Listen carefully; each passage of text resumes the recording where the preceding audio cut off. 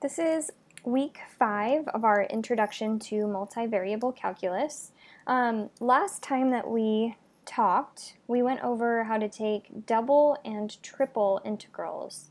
And one of the most important things that we talked about was how the integral symbol just means that we're adding up some like infinitesimally small quantities. We're adding these all up together. So whether it's over 2 dimensions or over 3 dimensions or more, we're just adding up a whole bunch of things. And that's what we're going to continue doing in this set of notes. We're going to be adding up areas over lines. Actually, I say lines, but what I really mean is curved paths. So we're going to be adding up, taking integrals over curved paths like this, and then also we'll talk about what it means to take something called a surface integral. It's a terrible surface, but what does it mean to integrate over some curvy surface rather than a flat plane? Because in two-dimensional integrals, remember we were adding up volumes over a flat region in the plane. So what happens if that flat region becomes a curved surface? So two different types of integrals in this week's lesson. Before we do either one of those, though, we need to talk about something called vector fields. Vector fields are pretty much totally represented by this picture in the middle of the page. And the nice thing is you've actually seen these things before in some sense, although we called them slope fields. The only difference is with slope fields, we sort of had, I don't know, things like that looked like this, maybe little tick marks that we wrote on a plane. We didn't have arrows. And also, you'll notice that these vectors have magnitudes. So like this vector, for example, is much bigger than this little tiny vector. So even though we've kind of seen these things before in the form of slope fields, now we'll just formalize it, and we'll be talking about a similar thing, but where the little tick marks are vectors. So they'll have size and direction, and they'll have an arrow on the end.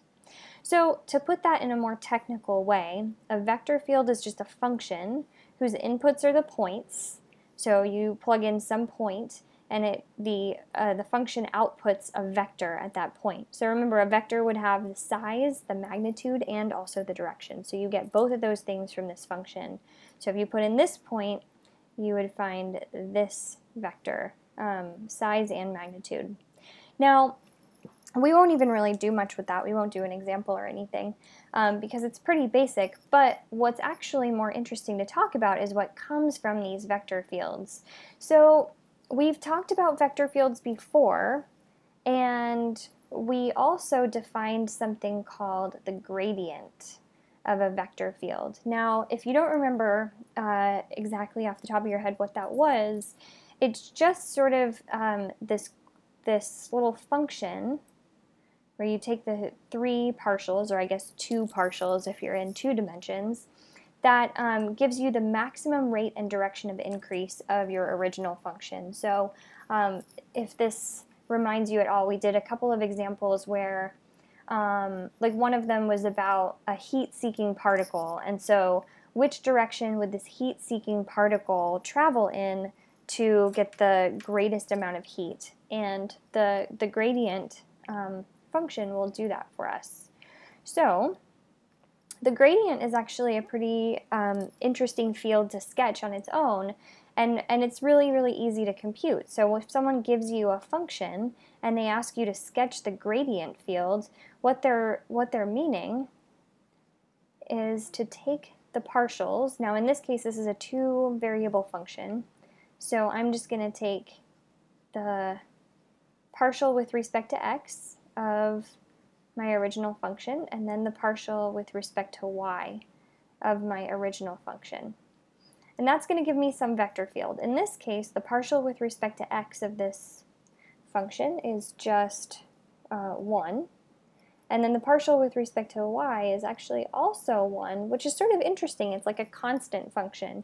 The x and y variables went away completely, which means this gradient field doesn't depend on any particular point. It's like if you were sketching, or if you were drawing if you were making a table, if you were plotting points, any point that you plug in anything. So whether it's 0, 0, or I don't know, 5, 3, it doesn't matter. Your vector that's associated with that point is going to be 1, 1 all the time. It's like a constant function. So at any point, I'm going to have a vector that goes up 1 over 1. So this vector, this vector, this vector. This is a kind of a boring little gradient field, but it illustrates the concept just the same. We could put these at every point on the plane, and this would give us a vector field of these sort of constant little magnitude square root of 2 vectors, 1, 1 at every point. Okay, so in single variable calculus, you've seen examples like this, where it would say something like sketch the slope field for some nice 2-variable function. So you've done things like this before. We didn't put arrows on the end, we didn't talk about magnitude, but you have talked about the slopes, and that was sort of like your introduction to vector fields, even though we didn't call it that. Now, once you have vector fields, there are 2 really important computations that you will be introduced to, and these are called the divergence of a vector field and the curl of a vector field.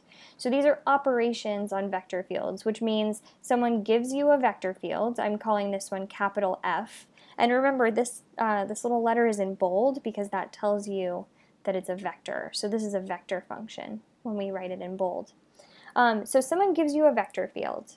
Now in this case, I don't know what the vector field is. We can tell that it's a vector because there's little pointy brackets on the side, but some function here that gives us the first component, some other function here that gives us the second component, and some function h that gives us the third component. Now the divergence is pretty related to the gradient. Remember, the gradient just says take the partial derivatives, right? Well, the divergence says take the partial derivative with respect to x of the first component function. Take the partial derivative with respect to y of the second component function, and then take the partial derivative with respect to z of the third component function. And once you add those together, that's what we call the divergence of f.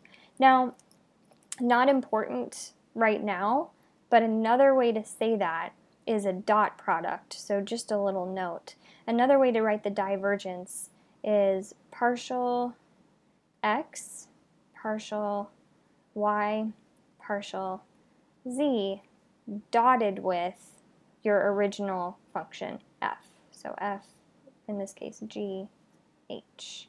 And so remember, the way the dot product works is basically like first component times first component. So that would give us the partial with respect to x of f plus, and then second times second, so partial with respect to y of g, and plus third times third. So another way to write the divergence is as a dot product.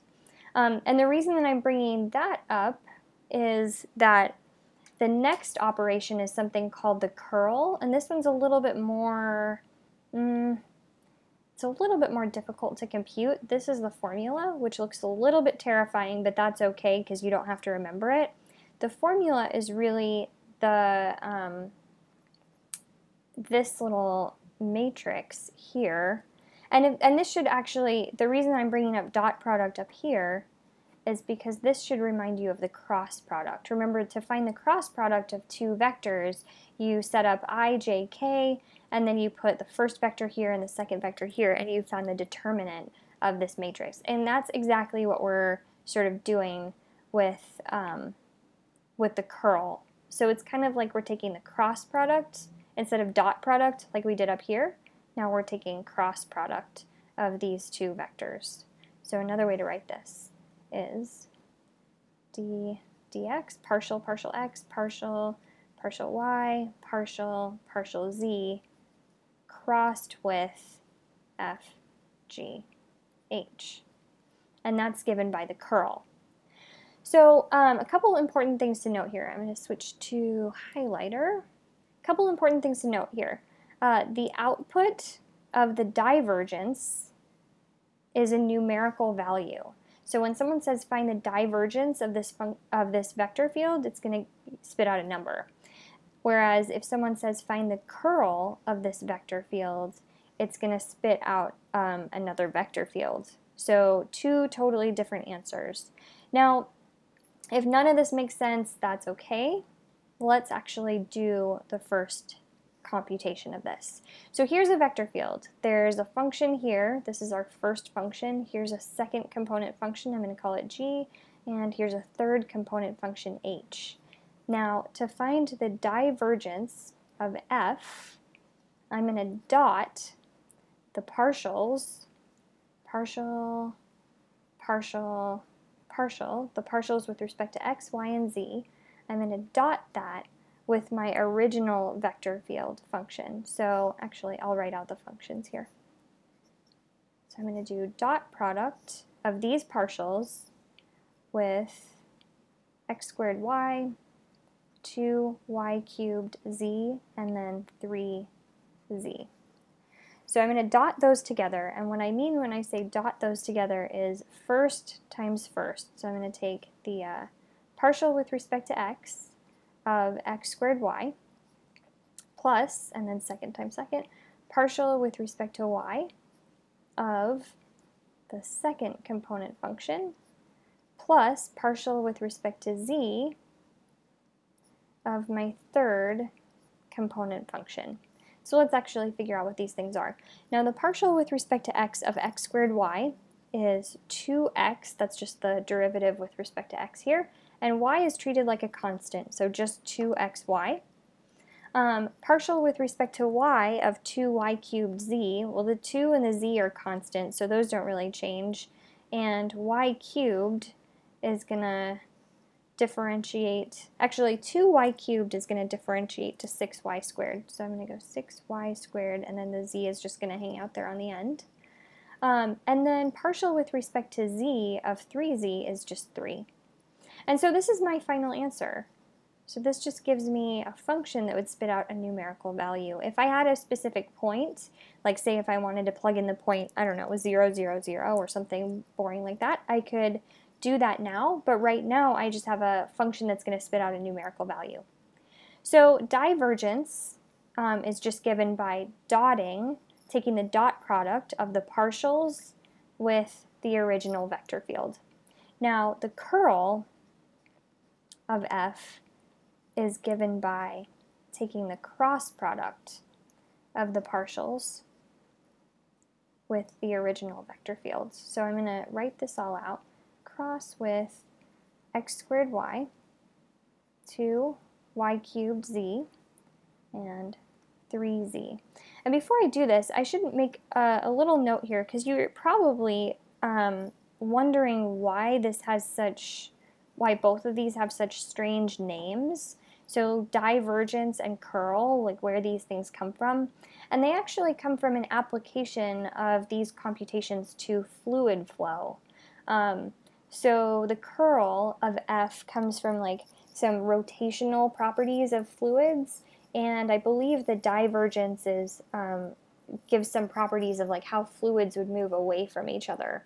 But instead of focusing on applications, we're just going to focus on a couple of examples. So divergence goes with dot product, and curl goes with cross product. And actually, I don't know if you've noticed, but that's also a really good way to remember it.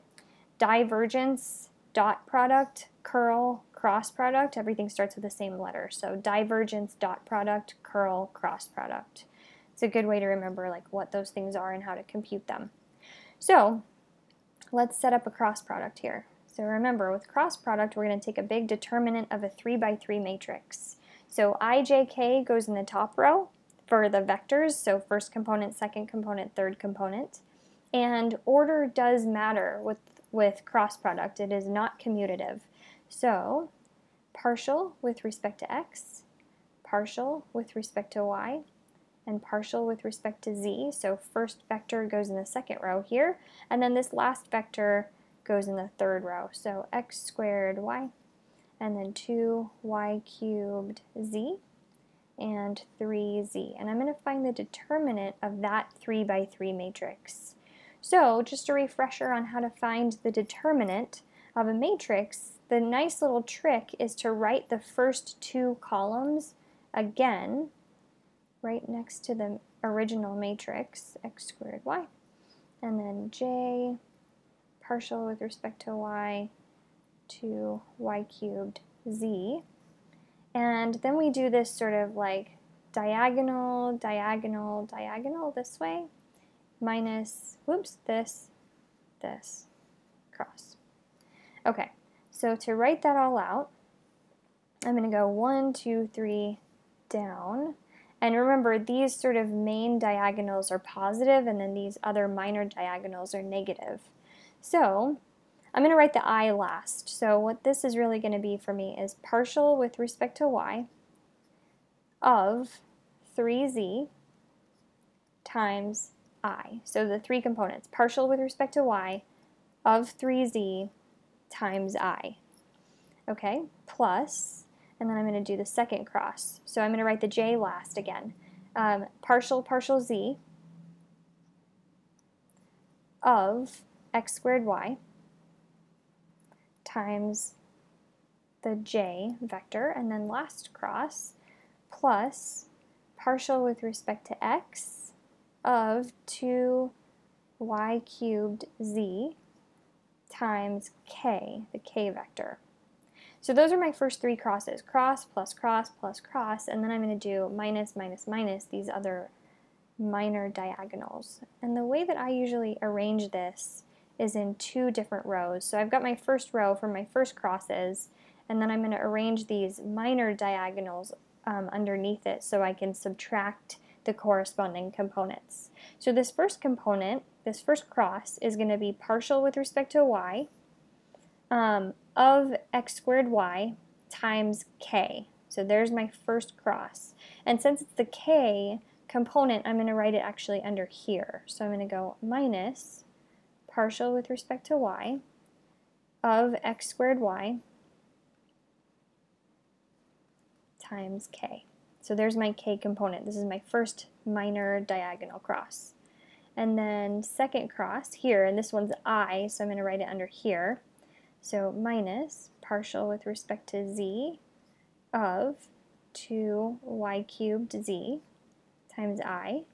And then last cross, so minus partial with respect to x of 3z times the j component vector. So I've got everything arranged the way I want it.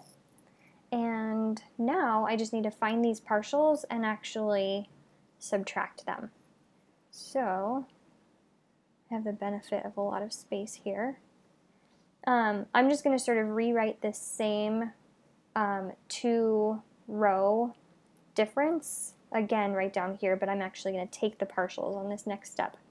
So partial with respect to y of 3z is just 0. So this is really saying 0i for this first row. And then partial with respect to z of x squared y, well, there are no z's in here, so this whole thing is just a constant with respect to z, which gives me 0j. And then last one here, partial with respect to x of 2y cubed z, same thing. This isn't very interesting on this first component because there are no x's, so this whole thing is just a constant, 0k. Now second row, so minus partial with respect to z of 2y cubed z. Well, z is the only part that really matters. The 2y cubed is just a constant, so this is 2y cubed times I. Partial with respect to x of 3z is 0, so minus 0j. And partial with respect to y of x squared y is going to be minus x squared, and this is times k. So when I put those together, this is my final answer. Remember, the curl, the answer for the curl is another vector field, which is what we're about to get here. 0 minus 2y cubed is negative 2y cubed. For my first component, 0 minus 0 gives us nothing, and 0 minus x squared gives me negative x squared. And this is the curl of that original vector field. So the divergence was this original function. Now I could plug in points in here and I would get a number. And the curl is this vector field, and I can also plug in points in here, but I would just get a vector. So that's going to give me a vector answer. So divergence and curl. Now, once I have vector fields all figured out, we can start taking line integrals. So remember, like we talked about before, integral just means the sum. So what we've done is add up areas over some linear path like this, right? We've done it over 2 dimensions, we've done it over 3 dimensions now, but in single variable calculus, the path was always a straight line. So then the question that we might be asking is, well, what happens if that path is curved? So what if I want to integrate along this curvy path? How does that change things? The concept is still the same. I'm still adding up these areas of integral, or areas of rectangles, but I need to change my integral a little bit because now I'm integrating over a curved path. So one thing that we need to remember is that we know how to find the arc length of a curve. And remember, the motivation for this, there was like this little curvy picture, and we said, well, this little tiny quantity is dx dt. It's the derivative with respect to x. That gives us this horizontal tiny component. And then this vertical tiny component would be dy dt. So if I want to find this diagonal tiny component, which we've called ds in the past, a tiny little component of the arc length, we can just use Pythagorean theorem, and that's going to be the sum of the squares of those tiny little vertical and horizontal components. So we already know how to find the arc length, and that's basically exactly what we need to use here. So basically, if I know how to find some tiny curvy component, all of these little guys along the bottom of a line integral are just ds. And ds is this. So we're going to plug that into our normal integral. We multiply it by the height and integrate with respect to t. Wow, I'm having a really hard time here. Okay. So just to explain the components of this. This function value gives us the height of our rectangles, and this gives us the tiny length of one of our rectangles. So between the two of those, the tiny length times the height, we have the area of a tiny, tiny rectangle, and then the integral adds all of those up from start to finish. Now notice all of this is with respect to t. This is our parameter, just like we've parameterized a lot of functions in Calc BC. So when you see from a to b, what I mean is when t goes from a to b. So let's do a couple of examples of this, and then you can do some of the exercises. So let's start by evaluating the line integral, 1 plus xy squared, where the curve is parameterized by x equals t and y equals 2t, and t goes from 0 to 1. So if we were setting this up, we would say, well, t goes from 0 to 1. They already told us that.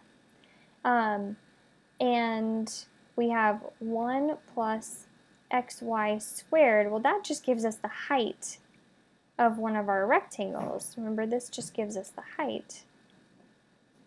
But this little ds gives us the length, the tiny, tiny length. So I kind of need to be a little bit more explicit about what the length is, otherwise I have too many variables going on in my integral. So the length is given by the Pythagorean theorem. So the dx dt squared plus dy dt squared, and then that puts all of this with respect to t. So this is from when t goes from 0 to 1. Now I'm going to have to make a couple other changes here, because one thing that I notice is, first of all, I can actually figure out what these things are, right?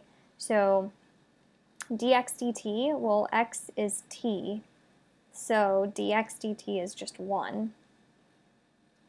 And then if y equals 2t, then dy dt is just 2. So that little Pythagorean theorem really just becomes the square root of 1 squared plus 2 squared, or in other words, the square root of 5. And also, I have t here. I have t basically everywhere in the rest of my integral, but this xy squared, this is in the wrong language. So I'm just going to take this and this parameterized values here and plug those in for x and y. So instead of saying 1 plus xy squared, I'm going to say 1 plus, well, x is t, and then y is 2t. So my integral becomes this. Now, this square root is just the same as the square root of 5, so I'm going to pull that out to the front. And then my integral goes from 0 to 1, and this becomes 1 plus 4t cubed dt, and I'm going to integrate like normal. This is single variable calculus, so square root of 5, and then times the quantity t plus t to the fourth, where t goes from 0 to 1, and all of this becomes 2 times the square root of 5 when you plug in 1 and 0 into that entire thing. So over that curvy path, over this curvy path where t goes from 0 to 1, we've got it parameterized this way, and these are our function value heights. This is the area of all of those rectangles added together. So that's our line integral. Now, second example is basically the same thing, except this one is in 3 dimensions. So now I have an x and a y and a z, which doesn't change the height of these rectangles at all, but it does change the tiny length. So one thing that I might note here is now ds is not just a Pythagorean theorem with 2 components. Now it's going to be dx dt squared plus dy dt squared plus dz dt squared. So it's going to give me a 3-component sort of Pythagorean theorem. Now I can actually find these things, right? So like dx dt, for example, is sine of t, because if x equals cosine of t, then dx dt is sine of t. So I've got sine of t squared, plus now dy dt is cosine of t squared, and dz dt, well, dz dt is just 1, so now I've got 1 squared, and this is my tiny, tiny length. Except you'll notice the Pythagorean identity in here. Sine squared plus cosine squared is just 1. So altogether, ds becomes the square root of 2. Okay, and then there's a dt at the end. So that seems simple so far. Now the other thing that I need to do is make sure the entire integral is in the language of t. So my limits need to be in the language of t, and it tells me, you know, it goes from this point to this point along this curve, but that's also the same as just plugging in t equals 0 and t equals pi. So t equals 0 gives me this first point, t equals pi gives me the second point, and since they actually already give me these limits, it's like this is extra information.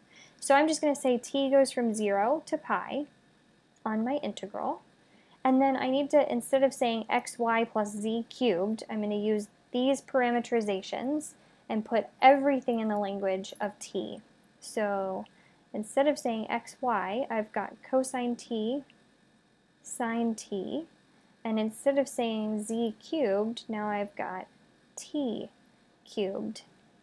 And instead of ds, I've got square root of 2, this is times this entire quantity, dt. And now we're back to single variable calculus. I've taken everything into the language of t, and so I'm just going to compute it based on the methods that I already know how to do. So firstly, I'm going to pull that square root of 2 out to the front of the integral. Next, I'm going to just integrate sort of piece by piece here. Now the integral of cosine times sine, let's see.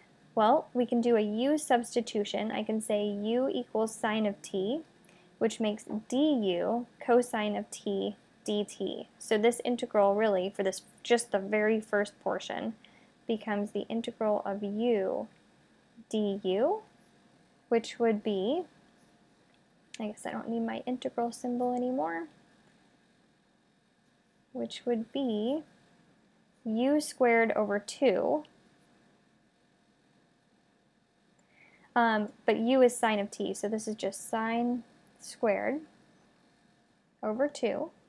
And then the integral of t to the third is just t to the fourth over 4. And this is going to go from t equals 0 to t equals pi. So when I plug in those limits, I have the square root of 2 times the quantity, let's see, so I'm going to have sine squared of pi over 2 plus pi to the fourth over 4 for my first quantity. And then I'm going to subtract what I get when I plug in 0, which is just 0, so I guess I don't really need to do that. So then, sine squared of pi is 0 squared, so this whole thing goes away, which gives me just the square root of 2 times the quantity pi to the fourth over 4. And that is going to be my three-dimensional line integral in that case. Now, at this point, you can continue on to the next video, which talks about surface integrals, so integrating over things that look like this, or you're ready for exercises 1 through 4, having to do with vector fields, having to do with divergence and curl, and then also computing, I think, line integrals. Actually, yeah, no, you can do up through problem number 5 and 6 and 7. You can do a lot of these. You can do up through 7, or you can go on to the next video.